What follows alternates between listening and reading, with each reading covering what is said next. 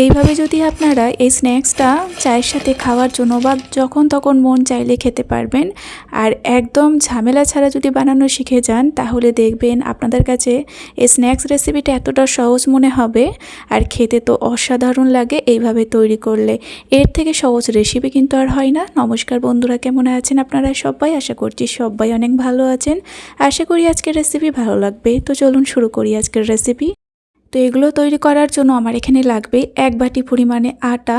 আটার পরিবর্তে আপনারা ময়দাও নিতে পারেন, তবে আমি একদম এখানে আটা দিয়ে তৈরি করব। এবার আটার মধ্যে স্বাদ মতো লবণ, সামান্য একটুখানি কালো জিরে দিয়ে দিলাম, খেতে বেশি ভালো লাগবে। এবার এখানে দিয়ে দিচ্ছি সামান্য একটুখানি বেকিং সোডা, একদম 1 চিমটি। আর যদি এখানে বেকিং সোডা না থাকে বেকিং পাউডারও দিতে পারেন, সেই ক্ষেত্রে কিন্তু 1 চামচের 4 ভাগের 1 ভাগ বেকিং পাউডার দিতে হবে।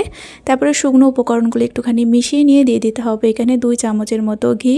ঘি ছাড়াও আপনারা তৈরি করতে পারবেন, এখানে সাদা তেল দিয়েও এই ময়ামটা দেওয়া যাবে।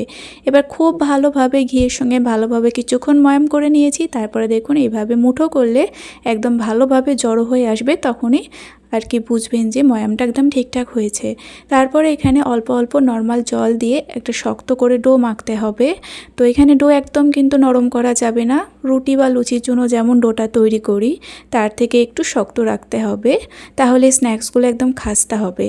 তো এইভাবে অল্প অল্প জল দিয়ে জাস্ট এইভাবে একসঙ্গে একটুখানি জড়ো করে আটাটাকে মেখে নিয়েছি। দেখুন একদম আটার গায়ে ফাটল আছে, খুব একটা চাপাচাপি করে কিন্তু মাখিনি। আটার ডোটা তৈরি হয়ে গিয়েছে। এবার আপনাদের সেই সহজ পদ্ধতিটা দেখিয়ে দেব। এরকম একটা কাঁচি লাগবে, কাঁচির সাহায্যে ঠিক এরকমভাবে জাস্ট কেটে নিতে হবে। কোনো রকম সময় লাগবে না, হাতে বানানোর প্রয়োজন নেই। এতটা সহজে যে এগুলো তৈরি করা যায় আর শেপগুলো খুব সুন্দর হবে। দেখুন একদম কাঠি গজার মতো তৈরি হয়ে যাবে। আর দেখুন কত সহজ এই পদ্ধতিটা, আপনাদেরও দেখে ভালো লাগছে আশা করি। একটা দেখুন আমি এখানে তুলে দেখিয়ে দিচ্ছি, শেপগুলো কিন্তু খুবই সুন্দর হচ্ছে। এইভাবে কিন্তু আমি সমস্তগুলো কেটে নিয়েছি। জাস্ট এখানে আমার 1-2 মিনিটের মতো সময় লেগেছে। আর এগুলো হাতে তৈরি করতে কিন্তু অনেকটাই, বা ছুরি দিয়ে কাটতে কিন্তু অনেকটা সময় লেগে যায়। কতটা সহজ এগুলো তৈরি হয়ে গেল। এবার এগুলোকে ভাজার জন্য এখানে আমি সাদা তেল গরম করে নিয়েছি। গরমটা দেখুন হাতের মধ্যে সহ্য করা যাচ্ছে, সেরকম গরম তেলে আমি এখানে স্ন্যাক্সগুলোকে ছেড়ে দিচ্ছি। এইভাবে সমস্তগুলো দেওয়ার পরে কিন্তু প্রথম অবস্থাতে একদমই নাড়াচাড়া করা যাবে না। মোটামুটি 5 মিনিট অপেক্ষা করতে হবে গ্যাসের জালটা একদম লোতে রেখে। 5 মিনিট পরে দেখবেন এখানে এগুলো ওপরে বেশ ভেসে উঠবে আর একটু শক্ত হয়ে যাবে, মানে মোটামুটি ভালোই শক্ত হবে। তারপর কিন্তু নাড়াচাড়া করে এগুলোকে একদম একটু হালকা লাল হয়ে যাওয়া পর্যন্ত ভেজে নিতে হবে।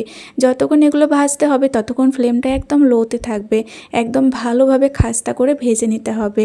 একদম হাই ফ্লেম রেখে কিন্তু এই স্ন্যাক্সগুলো ভাজা যাবে না। দেখুন এখানে কিন্তু মোটামুটি আমার 5 মিনিট থেকে 10 মিনিটের কাছাকাছি আর কি সময় লেগেছে এগুলো এরকম লাল লাল হতে। এবার এগুলোকে তুলে নিচ্ছি। এগুলো কিন্তু এখন একদম খাস্তা হয়ে গিয়েছে। এই পর্যায়ে ওগুলোকে কিন্তু খাওয়া যায়, খেতে খুব ভালো লাগে। সেক্ষেত্রে কিন্তু লবণটা একটুখানি বেশি দিতে হবে। তো এবার দেখুন এগুলো একদম এখন গরম আছে। এই কাঠি গজাগুলোকে আমি এখন একটু ঠান্ডা করতে দিলাম। আর অন্যদিকে আমি চিনি শিরা তৈরি করে নিচ্ছি। সেই বাটির মাপ করে 1 বাটি চিনি দিয়েছি আর 1 বাটি জল।